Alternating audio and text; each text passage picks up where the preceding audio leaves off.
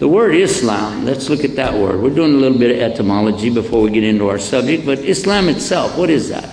And in the West, we have some of the Muslims who are so defensive and afraid, you know, from the media, from the governments, and shy, apologetic almost. You know, are you a Muslim? Well, yeah, almost. I mean, you know, I'm not really serious about it. So, but when you ask, well, what is Islam? And they'll say, peace. Islam is peace. They're not totally wrong, but they're not totally right either.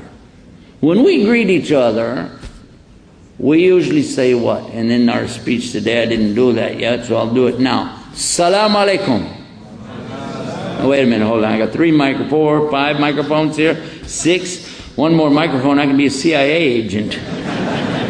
Well, anyway, never mind that. But let me hear you. Salam alaikum. There we go. You woke up, huh? All right. Now,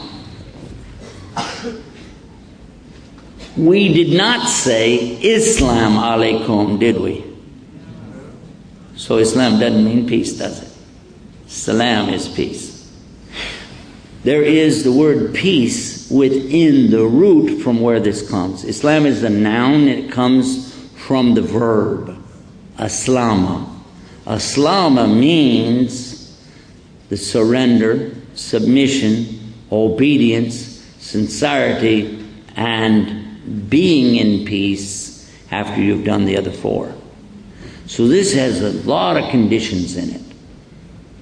Now some people would say, I don't think your religion is tolerant. Is Islam tolerant? The answer is no, absolutely not. Allah will never tolerate that people will make partners with Him in worship. The word Islam is directly talking about Allah and His creation. That's what it's talking about. Now, if you understood that, it's not talking about more than that. It's talking about specifically that, clearly. Listen to the words. Again, surrender. We Muslims are getting good at that. Afghanistan, Iraq. Submission. You're going to give in. You're going to cave in. Whatever it is, you're giving up. Obedience. And this is not just conditional obedience. Maybe I will, maybe I won't. Because the next word is sincerity. And this is the proof. This one part of this word Islam is the proof that nobody can be forced into Islam. Nobody can be forced in conversion. Islam can't be spread with a sword, and it can't be spread with a tank or a machine gun, because it requires sincerity, and you can never force people to be sincere. It's totally voluntary from the beginning. Understand the word, you understand the whole thing, and it ruins and destroys the arguments of these so-called experts on terrorism and debaters. You know, they don't want me on the Oprah show for a reason. Because they don't have any show next week. No, one of the things that we see in the West is people make a lot of money bashing Islam. If you say there's going to be a show on, let's say, Oprah Winfrey or Phil or Doctor or whoever is going to have a show, he's going to talk about Islam, all the Muslims right away will tune in.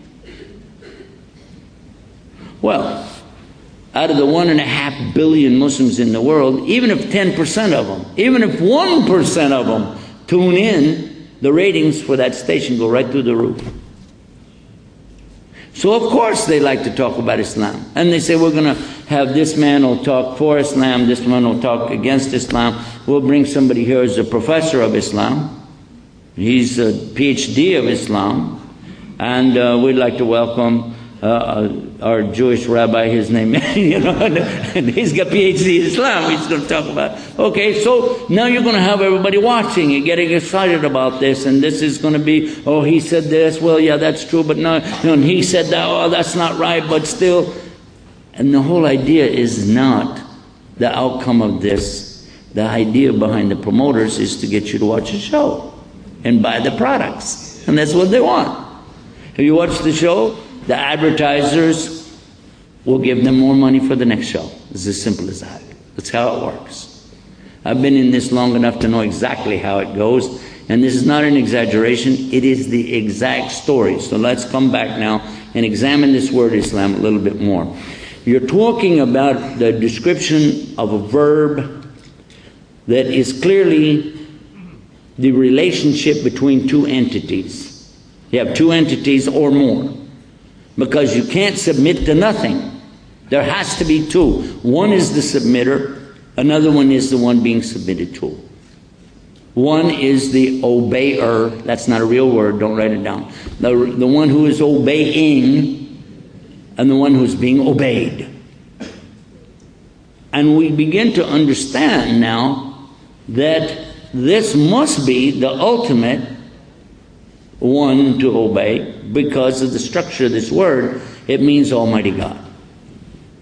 So it is the relationship between the human beings, the jinn, all of the creation, and Almighty God. And the creation has to do what He wants it to do, except for us, because He gives us choices.